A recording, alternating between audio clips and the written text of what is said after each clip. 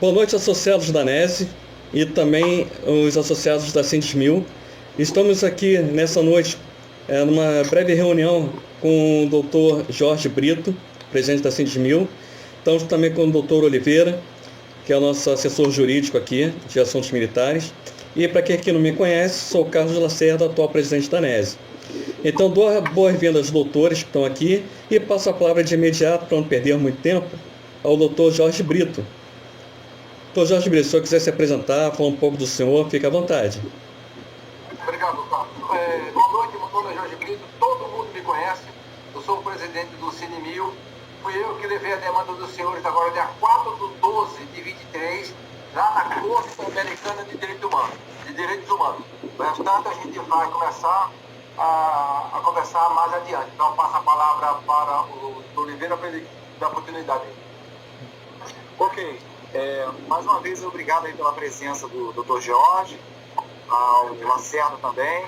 E sem mais delongas, a gente vai passar qual vai ser a dinâmica aqui, que é uma dinâmica que a gente sempre faz, né? De responder questionamentos e os senhores estão livres aí para fazer qualquer comentário, interagir, um na resposta do outro, se for o caso. Ok? Então, o que ocorre? Algumas pessoas têm feito questionamentos associados, não associados e agora também os nossos irmãos fuzileiros navais. De modo que eu vou começar com os 3 primeiros questionamentos que são meus e vou passar a palavra para o Dr. Jorge com as respostas às perguntas, ok? Então, vou começar aqui já de início. Primeira pergunta: por que a NESE não se une aos movimentos orgânicos que têm aparecido, né? No caso, participar de podcasts, reuniões e manifestações. Não seria o momento de unirmos? Ok, olha só, a resposta a essa pergunta, ela vem de uma dificuldade que a associação pode ter em juntar uma entidade que tem CNPJ a grupos sem representatividade. Essa união, ela gera uma presunção de representatividade desse grupo, e nós não podemos fazer papel de sindicato.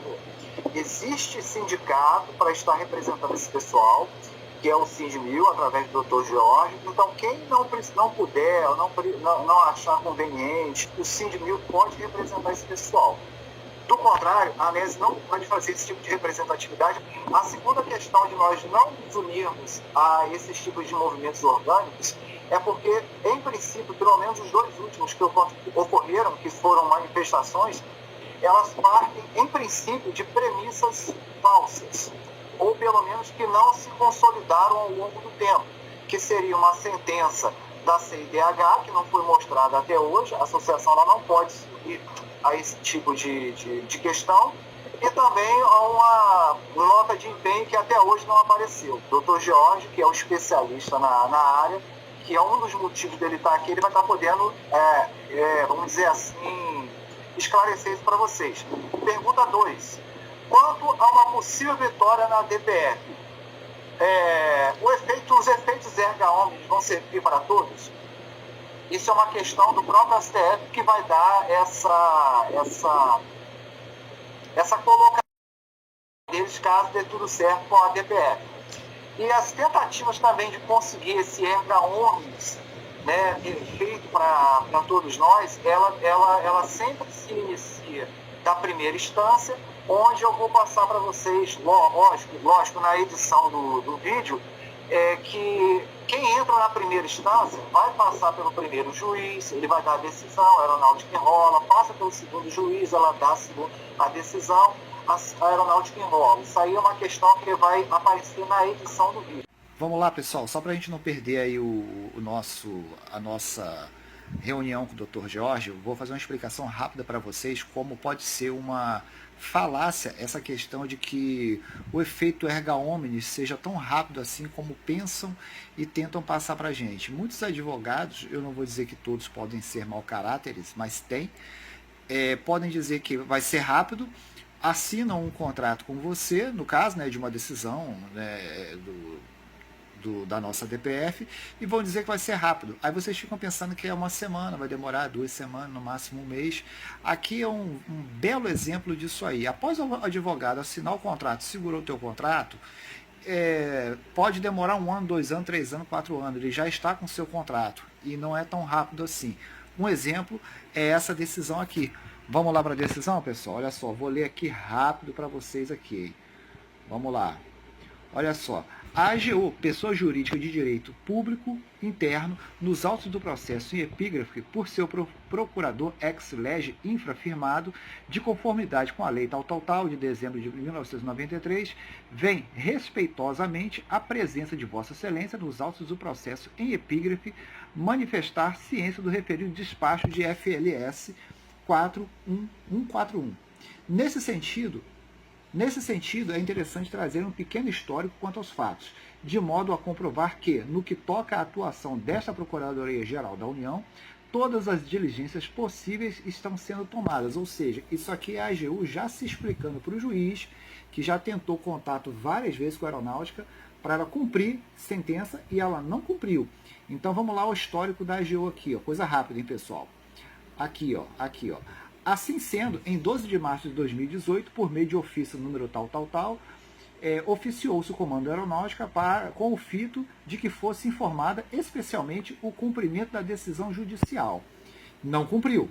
Aí depois vem, isto posto, em 13 de abril de 2016, conforme comprova a documentação das FLS 428, por meio de ofício oficiou-se ao Comando Aeronáutica com o fito de que fosse informado especificamente do cumprimento da solicitação do órgão militar para fim de cumprimento ao julgado. Todavia, novamente,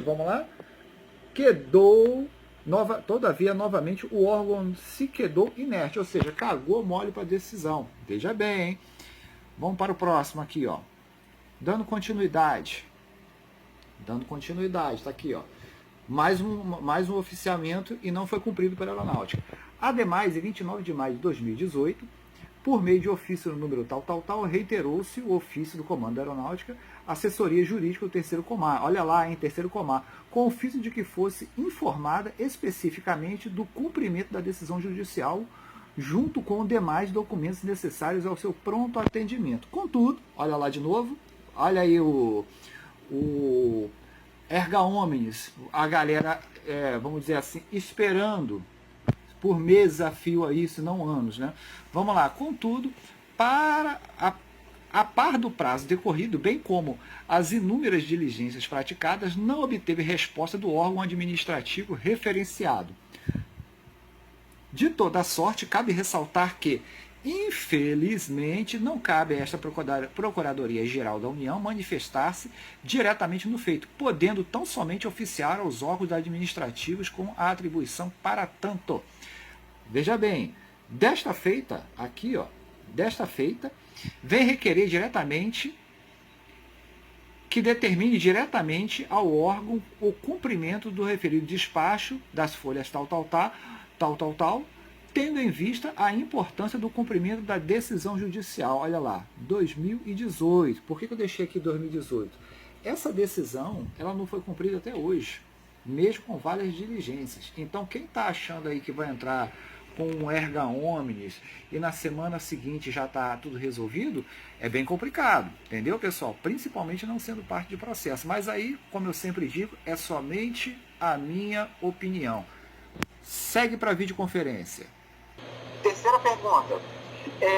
Falem sobre o dito pedido de dissolução da ANES, onde a AGU realmente pediu a dissolução da ANES nessa nossa DPF. Bom, vou dar uma lida rápida aqui na conclusão da AGU, no pedido da AGU. Vou ler para vocês e vai aparecer na edição. Conclusão da AGU. Ante o exposto, a Advocacia Geral da União manifesta-se preliminarmente pelo não conhecimento da presente arguição de descumprimento de preceito fundamental e, no mérito, pela improcedência do pedido formulado pela autora. São esses, excelentíssimo senhor relator, as considerações que se tem a fazer no momento, cuja juntada aos autos ora se requer. Ou seja, não houve nenhum pedido de dissolução da ANES nesse posicionamento da AGU, e qualquer coisa que tenha a esse respeito é invenção do pessoal, ok? Então, vou passar agora as perguntas aqui ao nosso convidado, Dr. Jorge Brito. Dr. Jorge Brito, vou passar a primeira pergunta ao senhor aí, o senhor responde da maneira que o senhor achar pertinente.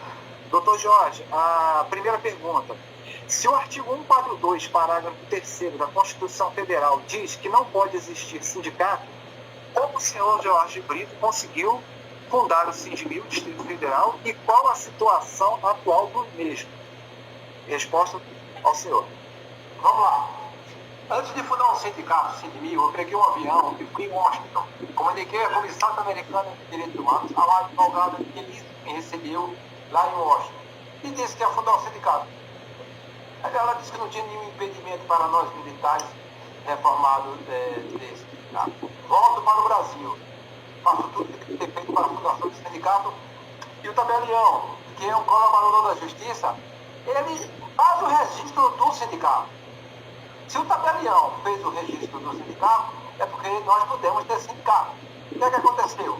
A AGU foi lá investir para dissolver o sindicato, ele falou só com a sentença transitada no julgado eu fecho o sindicato. Aí foram lá na Receita Federal, sem ampla defesa, sem contraditório, e simplesmente defenestraram o CNPJ do sindicato, consequentemente encerrou a nossa conta bancária, não posso ter conta. Depois volta lá, pressiona o tabelião, no ato unilateral, na via administrativa que não pode, ele vai lá e caça o registro do sindicato. O fato só ocorreu em 64, naquele período negro, né? Então, nós estamos hoje, doutor Oliveira, estamos sob júdice hoje, esperando uma decisão de primeira instância que pode chegar, vai chegar até o STF. Somos sindicato de fato, não de direito. Porém, nós, na pessoa, da personalidade física, jurídica do sindicato, nós protocolamos a peça de vocês lá na Corte Americana de Direitos Humanos. Lá nós somos sindicato de fato de direito. Então, o sindicato nasceu com vulgo em tratados internacionais. Hoje, a Constituição Federal ela não está mais no topo da pirâmide. Existem leis, existe jurisprudência, existem tratados internacionais que estão igual a ela e acima dela.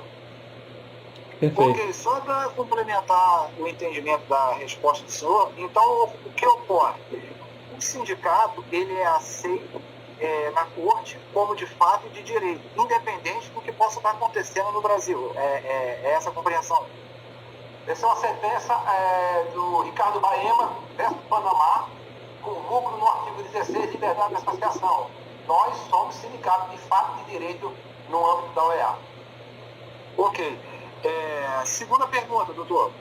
Quem foi o verdadeiro autor da primeira denúncia na CIDH do ano de 2015, peça inicial P1094/15? Qual foi o principal pedido dessa denúncia e se estão presentes a Marinha, o Exército, se eles estão inclusos nessa denúncia? Essa peça foi feita por mim, para uma associação de Brasília. Eu montei a peça. Depois que eu voltei de Washington com os dois, eu estive lá em Washington para fazer o protocolo com ele. E depois de um tempo eu fui na casa deles e pedi para ver o número do computador, ele estava do meu lado. Ele que estava no computador, estava do lado. Basta ver o número do processo, ele me negou. Ou seja, o princípio da confiança é somente de mim para ele, dele para mim não tem. Ele me negou o número do processo, achando que eu não poderia ver, né? Eu fiquei calado e me afastei, porque eu não insisto com esse tipo de gente. Me afastei. Então, ele se achando de perto, protocolar na Corte Americana, na Comissão Americana, é diferente do Brasil. Eu faço isso aqui para escritórios de advocacia, eu faço isso para advogados, porque não é a mesma dinâmica. Ele protocolou lá uma bobagem, fez uma juntada de uma bobagem, e o 1094/15, ele foi defenestrado, ele não existe na OEA. Tanto é que tem vídeo aí, um colega aí mostrando que ele não faz mais sentido. Segunda resposta do senhor, aquela peça se resumia tão somente ao SEST. Não tinha fuzileiro naval e nem tinha exército. Eu não conhecia os fuzileiros navais, depois que eles me procuraram. A peça 1094/15, ela se tem referência apenas de soldados do SEST. Ou seja, então, pela compreensão, e o melhor de tudo, dito pelo próprio senhor, não existe nem fuzileiro naval nessa primeira peça e nem exército. O resto, quem fala a respeito disso aí é balela, conversa fiada. As pessoas que fazem esse comentário são pessoas infelizes, a gente não sabe qual é a intenção, tá? Porque eu sou o autor da peça, eu que fiz a peça. E eu tenho como provar no meu passaporte que eu viajei. Eu tenho lá foto com eles no hotel, eu tenho foto com eles na frente da corte, porque eles não sabiam a dinâmica. Foram lá só uma vez e achavam que entendia, não é desse jeito. Não é assim não, entende? Então lá não tem, repetindo, você repetiu. Lá não tem o Exército Brasileiro e também não tem os fuzileiros navais. A peça se reporta aos direitos do SESC. Ok. Vamos então à terceira pergunta. O que aconteceu com essa denúncia, o senhor já colocou, e se ela está em sigilo? E por que não se consegue visualizar na CIDH? Porque a narrativa agora, hoje em dia, é que essa peça é sigilosa e ninguém tem acesso, por isso podem se criar várias histórias a respeito disso. Essa peça realmente ela está em sigilo e por que não consegue ser visto na CIDH, no site?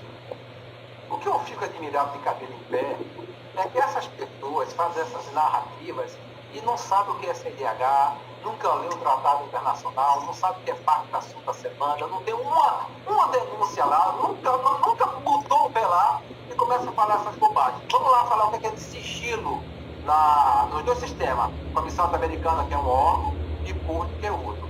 O sigilo se reporta ao processo, você adentrar dentro do processo sem você ser parte. Aí eu fiz. No entanto, todas as vezes que os dois órgãos eles emitem algum acordo, sentença, e a comissão recomendação ou indicação, qualquer coisa do gênero, existe o ato de publicidade. Isso é automático. Não existe esse sigilo que essas pessoas criaram e inovaram na ordem jurídica internacional. Não tem esse sigilo. Tem um vídeo aí, eu já vi o vídeo. O companheiro passando o vídeo, ela foi defenestrada.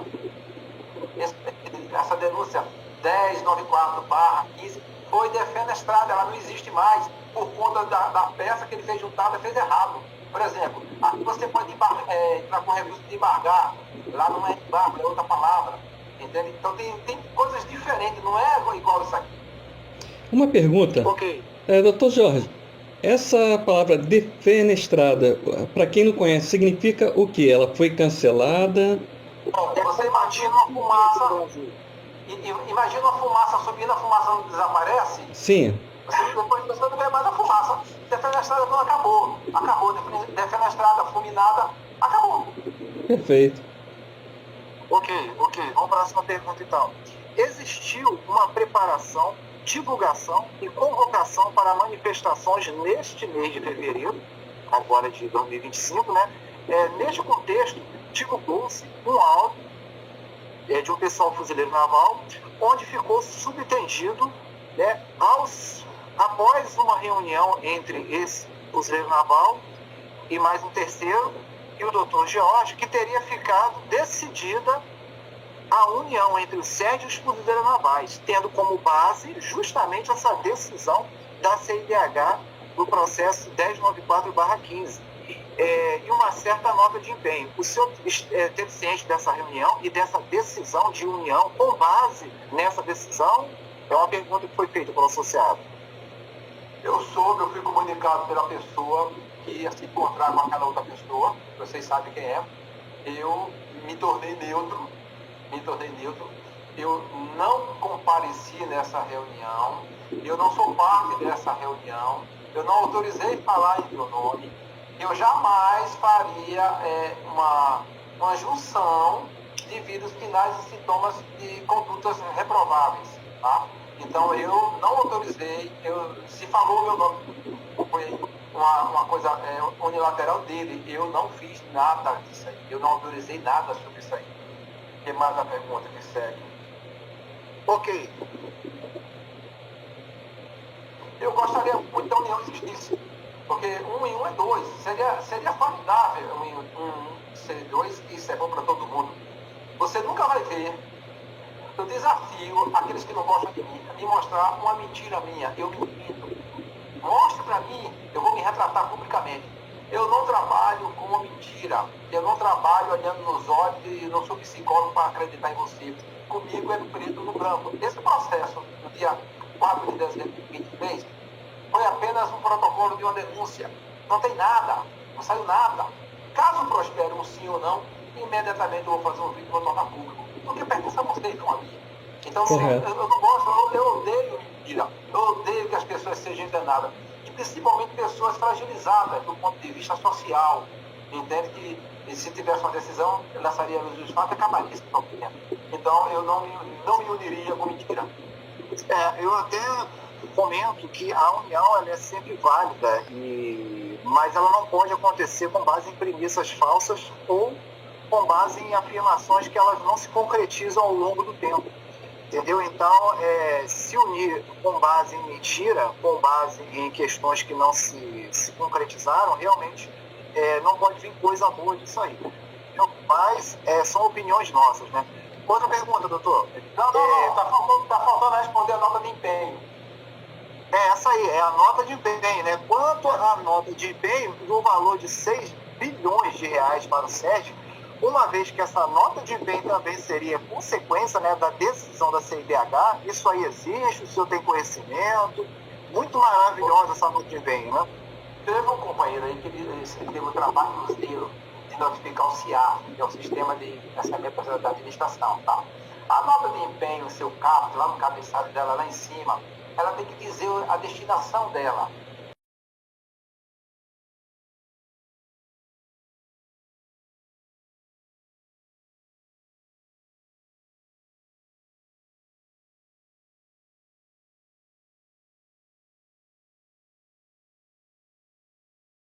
Um total de 16 bilhões, tá? Boa isca. Confuscando o CIAF, você não encontra essa nota de empenho. Você não consegue encontrar ela. Vamos para a próxima pergunta, doutor, para a gente não se delongar muito, né? Foi afirmado que uma ONG chamada Justiça Global seria a verdadeira autora da denúncia, né, no caso da P1094/15 da CIDH. Contudo, houve vários pedidos de informação a esta ONG, onde ela afirmou não ter peticionado. Existe, doutor, essa possibilidade de uma ONG estar mantendo sigilo a respeito disso aí e peticionando em uma petição que já foi defenestrada? Olha só, muito embora eu fiz a peça 1094/15, mas ela pertence a uma determinada associação que assinou com o presidente. No caso, esse cidadão seria notificado, tá? Esse cidadão seria notificado. Sem resposta da ONG, eu mandei um pessoal meu ir lá na ONG do Rio de Janeiro e a resposta que não é verdadeira. Ou seja, mentira tem perna curta, gente. Não adianta trabalhar com mentira. E o cidadão aduz que foi a ONG Justiça Global que fez essa peça antes de 2015, a responsabilidade é única e exclusiva dele. Porque ele vai ter que pegar alguma coisa e mostrar. Porque a Justiça Global já se manifestou dizendo que não tem nada de esconde lá. Ok. Próxima pergunta. Sobre o Procurador da República do Rio de Janeiro, Dr. José Ambrosio dos Santos Júnior, qual a sua relação com a primeira denúncia 1094/15? Existe alguma relação desse procurador com essa denúncia que o senhor tenha conhecimento? A narrativa do cidadão é que esse processo aqui é um acompanhamento dos fuzileiros navais. Está parado, tá? Esse processo aí com o do Gessé está parado. No entanto, olha que coisa irracional. Vamos lá. É uma dinâmica. 1094 transitou no Brasil. Não transitou nos nossos tribunais. Ele não é um processo. Ele é uma queixa. Ele não é um processo. O cidadão fala que é um processo. Se ele não saiu da corte e a comissão não julgou, qual é a relação que tem o doutor Gessé com o processo que foi defenestrado, está arquivado, não existe mais no mundo jurídico? É simples raciocinar. Então, citar que aquele processo tem alguma ligação com o doutor Gessé, com a Procuradoria da República do Estado do Rio de Janeiro, é meio duvidoso essa afirmativa. Também acho. Agora, uma próxima pergunta. Agora, em 4/12/2024, o senhor, desta vez como sindicato, protocolou uma nova denúncia em uma instância acima, na Corte IDH. Quem são os atuais beneficiários dessa petição? Só uma correção, 4/12/23, tá? Perdão, 23. Eu estive lá com aquele fuzileiro e quem são a peça, os agentes beneficiários dessa peça? São os fuzileiros navais e os soldados SESD. Não tem exército brasileiro lá. Então, a peça que foi protocolada em 4/12/23 são o SESD e os fuzileiros navais. E mais ninguém. Se tem alguém criando aí a terceira daquela peça, ele não dá. Ok. Vou ver se tem mais 2 perguntas aqui. Tem mais 3 perguntas aqui para o senhor, doutor. Vamos lá, prosseguimento. Doutor Jorge vai fazer a defesa do SESD e dos fuzileiros na Corte IDH nessa nova denúncia, ou cada grupo vai enviar o seu próprio representante? Olha só, a parte do direito internacional, eu estou habilitado a fazer a defesa, a sustentação oral. Não precisa ser advogado, até o senhor pode ir. Seria bom que dominasse o inglês e dominasse o espanhol, tá? Português é uma das línguas oficiais da corte, não quer dizer que tem alguém lá para traduzir para você, não, tá? Sim. Então, eu vou fazer a defesa dos fuzileiros navais e em relação ao SESD, da defesa do SESD, eu vou solicitar que o senhor me acompanhe caso a corte ache pertinente a nossa presença. Respondendo, eu irei fazer a defesa dos fuzileiros navais, irei fazer a sustentação oral internacional e o SESD será representado pelo senhor devido ao seu conhecimento. O senhor tem um conhecimento que eu não tenho, o senhor domina o que eu não domino. Isso a gente tem que ter muita simplicidade em afirmar, isso não é vergonha, isso é mérito. Então, eu gostaria muito que o senhor estivesse comigo, para o senhor fazer a sustentação e eu fazer a tradução, se for o caso. Convite assim. Ok, vamos para a próxima pergunta. Existe, isso aí é um comentário até de várias pessoas que pretendem se beneficiar por fora, né? Existe efeito erga omnes em decisão da Corte DH, ou seja, algum efeito que seja semelhante ao efeito erga omnes na Corte, caso prospere? Erga omnes quer dizer para todos, tá? Olha só, eu protocolei aquilo lá. Eu disse que era um sindicato e eu assinei embaixo. Vai chegar um momento que a Corte vai ter um monte de ações que eu vou ter que dizer aqui embaixo, tá? Daqui a pouco eu vou começar a falar sobre ela. E um dia, se prosperar, se aquilo lá prosperar, vai chegar uma sentença. A sentença só alcançará aqueles que estiverem na redação da Corte. Entendeu? E o camarada tem um advogado que andou dizendo, acho que era de São Paulo, que era erga omnes. Não é, o senhor está equivocado, doutor. Só precisa ler a dinâmica, entendeu? Da OEA. Só serão beneficiados aqueles que estão na relação da sentença da Corte. Porque uma vez a AGU teve o tupete de dizer que eram 17 pessoas. E a gente sabe que o universo não é esse, o universo é de milhares. Então vai chegar um momento que a Corte vai dizer, apresente a relação nominal das vítimas. Então eu, como peticionário, vou ter que mandar essa relação nominal. Ainda não chegou porque o processo lá não temos resposta. Ok, seria tipo um efeito interpartes, né?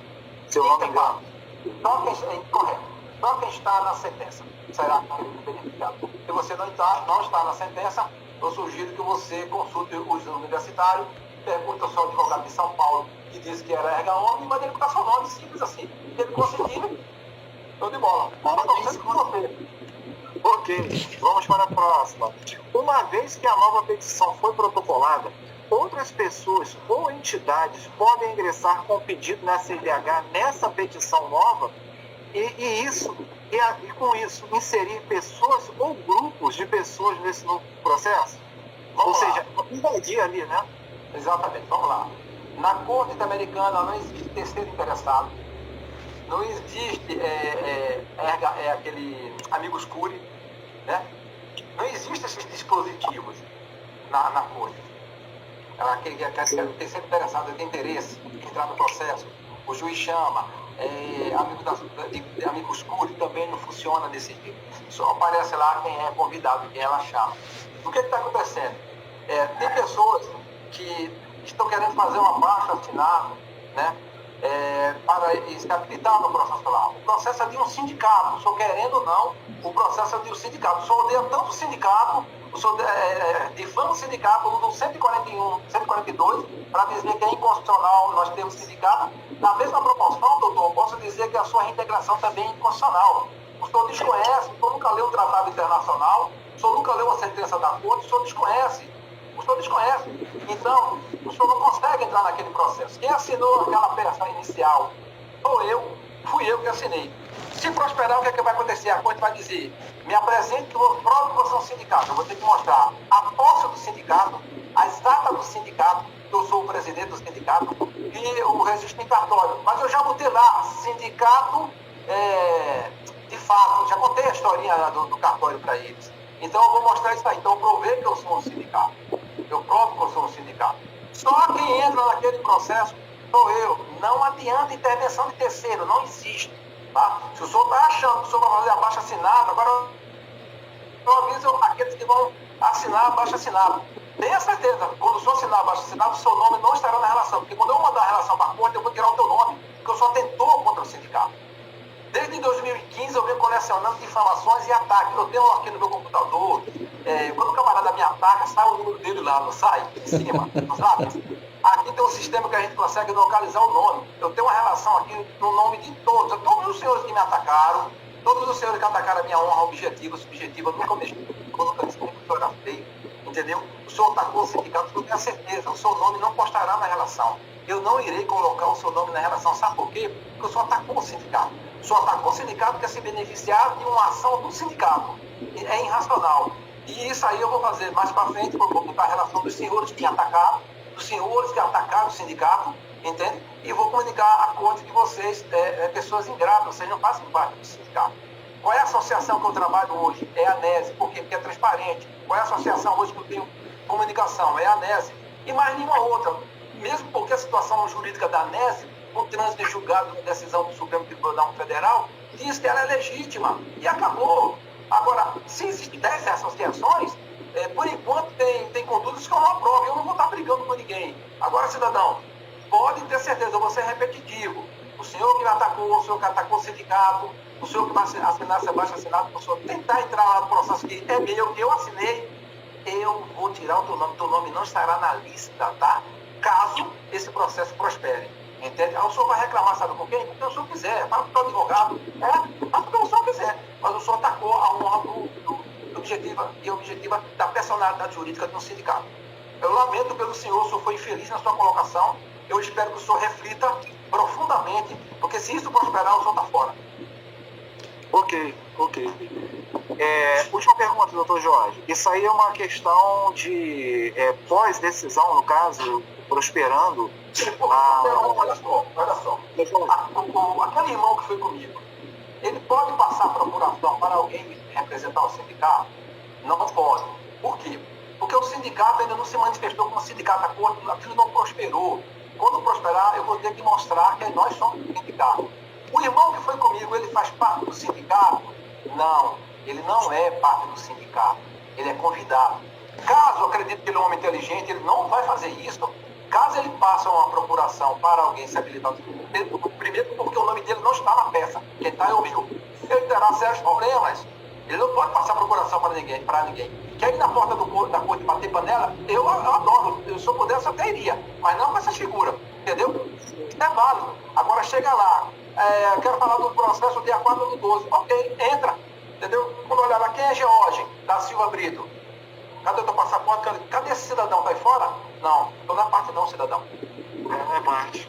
Então, eles estão tão ingênuos. Eles tentam atacar e eles não têm raciocínio lógico. Não tem raciocínio lógico. Vai para a corte fazer lá o escarcéu lá na porta do portão da corte. Agora, se habilitar naquele processo, não se habilita. E eu não passei procuração para ninguém, não estou autorizando ninguém a falar em nome daquela peça. Entende? Se passar procuração, lamento muito, meu amigo, o senhor terá consequências judiciais. Porque eu já falei com o jurídico, a gente vai entrar contra o senhor. Então, querendo fazer a relação que vocês fizeram lá em 2015, façam a abaixo-assinado de vocês, eu terei acesso a essa peça e eu vou tirar o teu nome da relação. Isso aí é um multinho o nome disso aí. Verdade. Para a última pergunta então, doutor, quais os efeitos jurídicos no Brasil quanto a essa nova denúncia, em caso de uma decisão favorável por parte da CIDH? Qual seria o procedimento pós-decisão? O que ocorreria no Brasil? Doutor Oliveira, olha só, ele fala que é a sentença da corte, ele é tão vamos chamar de rábula, que a comissão não emite sentença. A quem emite sentença é a Corte Americana. A corte, sim. Ele não sabe disso, tá? E desde 2021, que a pessoa diz que tem essa decisão, essa recomendação da CIDH. O que eu fico estarrecido é que as pessoas se conformam em ver aquilo ali no tablet. Aquela sentença é sua, aquela sentença dos fuzileiros, muitos companheiros estão passando nessa. Eu conheço a razão social de muitos dos senhores e dos fuzileiros. É situação de miserabilidade mesmo, pode ter certeza. Também dão essa narrativa errada.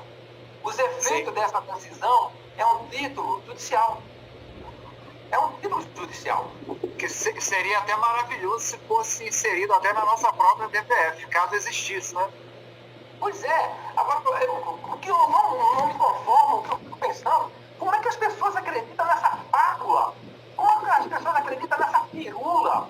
Nesse devaneio de dizer que tem uma decisão da Corte e não mostra? Porque se fosse eu diria, eu estou passando fome, eu quero a minha sentença. Você vai me dar agora a minha sentença. Você não vai brincar com o meu sentimento, com o meu futuro, com a minha velhice. Eu quero a sentença agora, passa para mim. E você ia passar.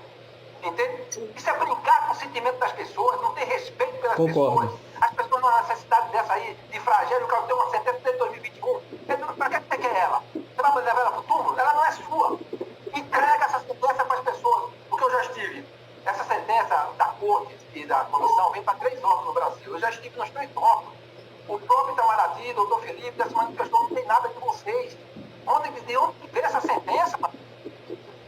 E as pessoas estão acreditando que ele tem uma sentença, estão acreditando que ele detém esse documento. Esse documento simplesmente é um título judicial. Vocês estariam defenestrados para a situação de vocês, vocês estariam dentro da FAB. Sim.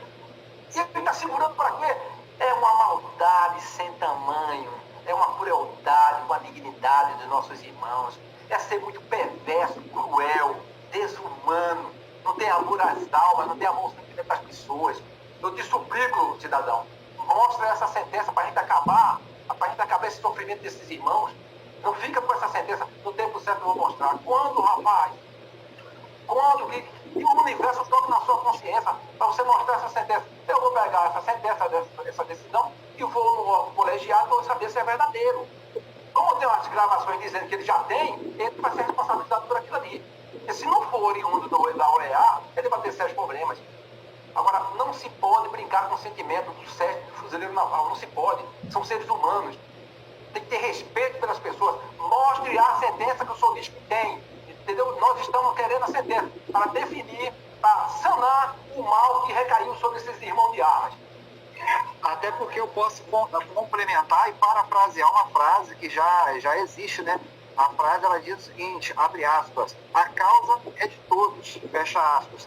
Então, paralelamente a isso, a gente pode dizer a mesma coisa. A sentença, ela é de todos, não é de um só, vai ficar guardado. Entendeu? Então, o raciocínio lógico é que acabasse com o sofrimento de todos, já que existe a sentença, e desse publicidade da sentença, até para a gente dar prosseguimento ao que deveria ser feito com essa sentença aí, mostrar ao Ministério de Relações Exteriores, cobrar do governo, Justiça Federal. Para o parlamento, ia arrumar um senador para bramar na tribuna, íamos para a Comissão de Direitos Humanos da Câmara. Ou até o próprio não cumprimento da sentença na própria corte. Quando eu for lá, eu levaria e mostraria, entende? Agora, tem gente acreditando nisso e quer fazer uma viagem com o camarada dizendo que tem esse papel. Cuidado para chegar lá e mostrar uma coisa que não seja, a polícia vai lá. Sim.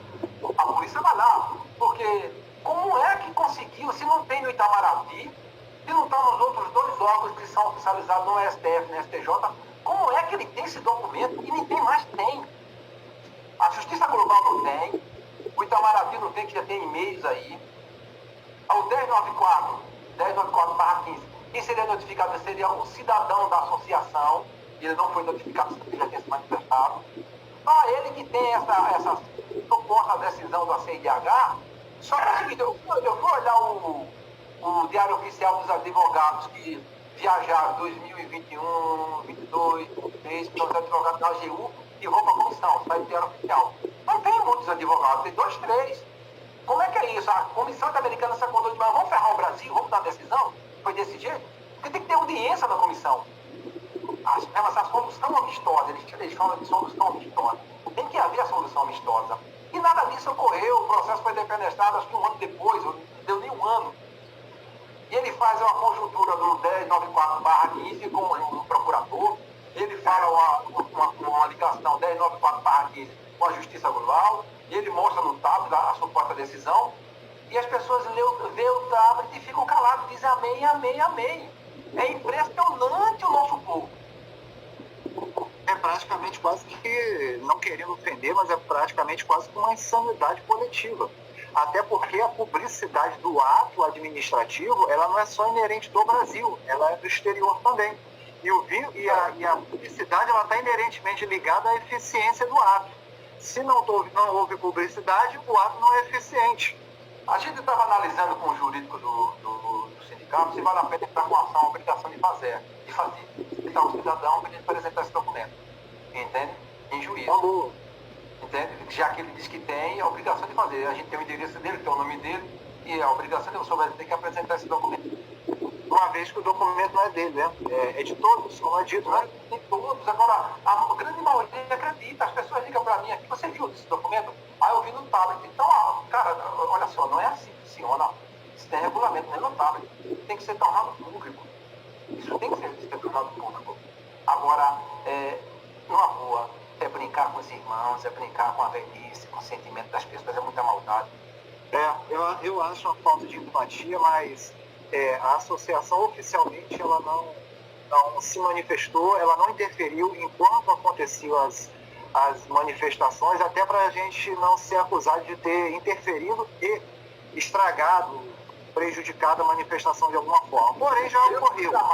Eu fui chamado para comparecer no Rio de Janeiro na manifestação. Entendeu? E, inclusive, o doutor Adriano, aquele barbudo que luta pelos militares. Sim. Né? E nós conversamos, a gente não vai se a gente ver a sentença. Do contrário, eu vou bater em porta de comar. Se tem a sentença, não é no comar, o terceiro comar que vai resolver, não. O terceiro comar é o último a saber. E o terceiro comar já mandou e-mail dizendo que não tem essa tal desse documento. Quando ele buscou, filtrou a CNH. E as pessoas estão vendo isso aí e estão acreditando. O último lugar, se você tem uma sentença de decisão, não é no terceiro comar. O terceiro comar é o último lugar que você deve ir. É o último lugar. Então, é estranho porque é difícil você libertar as pessoas que não querem ser libertas. Sair dessa matrix realmente é complicado. Até porque o termo comar é Comando Aéreo Regional, ou seja, ele funciona uma região e são 7 comares. E, além disso, os comandantes dos comares, eles não têm poder de fazer nada. Eles estão abaixo do comandante-geral da aeronáutica. Mas aí meros administradores, entendeu? Como eu falei anteriormente, elas chegam em 3 órgãos do Estado. Somente 3 órgãos recebem essas decisões da OEA. STJ, STF fica fora. E daí, quando esses 3 órgãos recebem, eles já arrumam o procedimento para o cumprimento. Tá? É interessante para o Brasil cumprir. É interessante para o Brasil evitar a lide, porque gera jurisprudência contra ele. Entende? E quais são as consequências? A cadeira de segurança da ONU eles não têm, porque são grandes violadores de direitos humanos. Entende? Tem outras séries, por exemplo... Pode sofrer embargos também, né? Bom, pode sofrer embargos também em taxações de alguns produtos. Embargo é mais grave de sofrer. Ele pode sofrer retaliações. Entendeu? Retaliações ele pode sofrer. Eu fui aluno do Cansado Trindade, um mestre. Foi 2 vezes presidente da Corte Americana de Direitos Humanos. E existia aquela fábula que você tinha que ir primeiro para Washington. E ele disse, tem 2 casos que eu recebi na minha gestão, doutor Cansado Trindade. E ele me disse como é que vai direto na corte. Tanto é quando eu fui com aquele rapaz do fuzileiro naval, eles mandaram para Washington. Ele vai ver esse vídeo e ele vai saber quando for mentir. Eles mandaram para Washington. Quando eu fiz a sustentação dentro do direito internacional, ele deu uma marcha ré. O senhor vai ter que receber convúnculo nisso. Eu sou a 3ª pessoa a protocolar direto na porta da corte. Tem uma juíza do Peru, tem uma menina que foi acusada do sangue luminoso do Samuel Guzman, e o terceiro sou eu. Seria bom que todo mundo tivesse esse conhecimento e fosse lá. Então, essas decisões vão para esses órgãos. Agora, como explicar que a criatura pegou e ninguém pegou, é um mistério, tá? Tem que chamar o Mr. M para dar explicações, tá? E o último local que deve ir, já que tem a decisão, Terceiro comando é apenas cumpridor de ordem administrativa, não cabe a ele entrar no mérito. Sim, verdade. Bom, doutor Jorge, o senhor quer concluir, adicionar mais alguma consideração aí, porque as perguntas ao senhor já acabou. Eu peço aos amigos que a decisão do meu protocolo lá na corte não tem resposta, não temos resposta, eu não sei se aquilo vai prosperar, eu não sei. A hora que eu souber, eu transmito publicamente, eu não vou guardar aquilo, eu vou dizer, ó, teve um sim ou teve um não, tá? Agora eu peço aos senhores que, quando for passear, fazer parte de passeatas, as passeatas são boas porque tem projeção, tá? Agora, bater na porta dos outros, sem fundamentação, não façam isso, fiquem em casa. Fiquem em casa, porque vocês estão lá assim, acreditando que tem uma decisão da CIDH e ninguém vê. Não façam isso. Eu só vou se você me mostrar. Aí eu vou. Se eu visse aquele documento, eu vou pegar um avião aqui, olha lá. Sim, verdade. Eu vou então finalizar aqui só com 2 perguntas ao Lacerda. Tem como responder, Lacerda? Tem sim. Tá, vamos lá, 2 perguntas. Por que os valores da ANES são tão caros? Não existe possibilidade de haver uma redução para novas adesões? Eu só quer saber por que a princípio parece caro esse valor. Tá, vamos lá. O que acontece é o seguinte, desde quando assumi, as pessoas geralmente ficam brincando, ou seja, elas se associam, entram, ficam 2, 3 meses, vê que não acontece nada, elas saem. Quer dizer, as pessoas que ficam vão acumulando os valores dela e das pessoas que saíram. Entende? Então o que acontece? Se você for ver, não é que está cara, é que o nosso custo de vida no Brasil realmente é caro. O que acontece hoje? Nós pegamos todo o custo, quer dizer, contador, aluguel, coisas que têm que ser pagas, pega-se o número de associados, divide-se a conta, entendeu? Eu sou um mesmo, que apesar de ser o presidente da ANES, eu sou um associado, eu pago, eu contribuo também. E isso é aberto todos lá, tá entendendo? E hoje, para ter uma ideia, associado titular, nós temos menos de 50 pessoas associadas. Quando eu assumi, não sei se você lembra, tinha em torno de 500 pessoas. Ao verificar o caixa, tinha um valor de menos de 200. E apurando o que acontece, as pessoas não estavam pagando. O que aconteceu hoje? As pessoas estão esperando acontecer alguma coisa para poder se associar. E isso é ruim porque quem fica pagando os nossos associados, ele fica com uma carga tributária muito alta. Porque eles estão levando a associação sozinhos. Ou melhor, nós estamos levando sozinhos. Tá entendendo? Então por isso que muitas pessoas falam, vocês têm a obrigação de fazer. Não, nós não temos. Nós temos a obrigação de fazer pelos nossos associados. Em que situação? Tem contador para ser pago, tem aluguel da sala e outros custos que tem que ser pagos, tá entendendo? E se não houver essa contribuição mensal, não tem como fazer esses pagamentos. E o que acontece? Todo o valor da ANES para novos associados é feito em assembleia. Não sou eu, Lacerda, que defino o valor. Eu sou o presidente, sou apenas a ponta de lança, como eu brinco lá na associação, lá nas assembleias. Todo o colegiado reunido é que vai definir esse valor, tá entendendo? Então, para pegar aquela pessoa que está pagando desde o início até hoje, é um valor bem alto. Então, eles não querem simplesmente que a pessoa entre, pague 1 ou 2 meses e saia. Então, por isso esse valor é elevado. Então, quem que realmente quiser se associar, depois que entrar, depois que tiver um certo tempo lá dentro, pode ser feita uma assembleia e reduzir esse valor. Mas aí é os associados que estão lá dentro que podem definir esse valor. Por isso que existe associado titular e associado colaborador. Associado colaborador é feito diretamente com o nosso advogado, que foi feito um acordo devido à dificuldade de pagar integralmente o valor dele. Então as pessoas se associam diretamente com ele. Tá entendendo? Ok. Alguma outra pergunta, não tem? Pergunta. No último vídeo de fim de ano da ANES foi dito que para esse ano, no caso de 2025, se tudo ocorresse como pensado, a ANES até desistiria da DPL. Essas manifestações agora de fevereiro podem fazer algum tipo de prejuízo ou atraso na estratégia da associação, ou seja, essas manifestações elas podem nos prejudicar de alguma forma, com alguma autoridade, na corte, etc. e tal, ô Lacerda? Olha, ao meu ver, pelo que eu conversei com o jurídico, não tem nada a ver conosco. Mesmo porque nós não participamos, não é porque somos metidos, não queremos misturar, não é isso. É porque a associação tem por obrigação defender seus associados, tá entendendo? Então, se a ANESE participar de uma situação dessa, ela vai deixar de ser associação para ser sindicato. Ou seja, nesse caso, nós podemos sofrer sanções judiciais lá na frente. A AGU, aí sim, conforme outro advogado disse, que vai pedir a nossa cassação da ANESE, aí sim poderá ser feito. Por isso que a ANESE não participa desses eventos, não sendo da ANESE. E mesmo porque, assim como nós temos nosso trabalho, temos nosso cronograma, nós não queremos atrapalhar o cronograma de ninguém.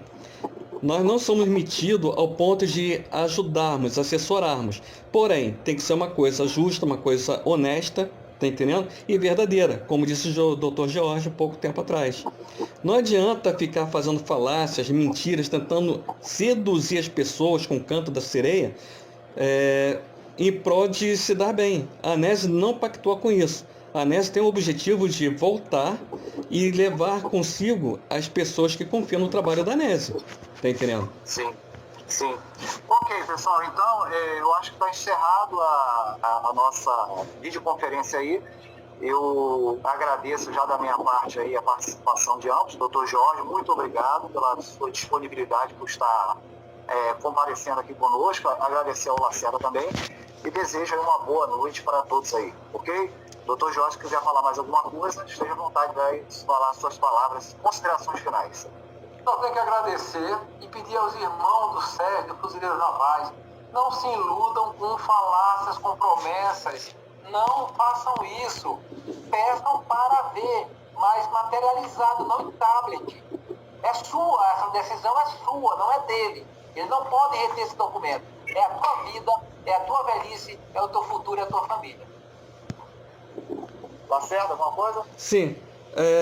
Nesse momento eu gostaria de, em especial, agradecer aos associados que estão sempre nos ajudando, não só financeiramente, mas também que chegam junto com a ANESE, trazendo informações e coisas desse tipo. E avisar também aqueles que não estão fora, vocês não são obrigados a se associar, entendam bem. Não estou aqui implorando que vocês se associem. Eu só peço que vocês, antes de falar alguma coisa ou tomar alguma decisão, reflita. Veja as coisas que estão acontecendo, o que está sendo dito a vocês, a verdade está sendo colocada à vista. Agora, vocês só vão cair no canto da sereia se vocês quiserem. Tá entendendo? Depois não adianta falar, mas ninguém me falou, ninguém avisou. O Dr. Jorge está falando, eu estou dizendo, o Oliveira está sempre fazendo vídeo comunicando a vocês. Reflita, veja a possibilidade, veja se é verdade ou não. Tá entendendo? E após isso, vocês tomem a decisão que vocês acharem melhor. Tá ok? Bom, então só gostaria de deixar meu boa noite a todos, agradecer mais uma vez a presença do Dr. Jorge, a você, Oliveira, que está conduzindo aí esse debate, tá ok? E um grande abraço a todos. Ok, um abraço. 3, 2, 1, fechou. Vai se falando. Tchau, tchau. Até logo.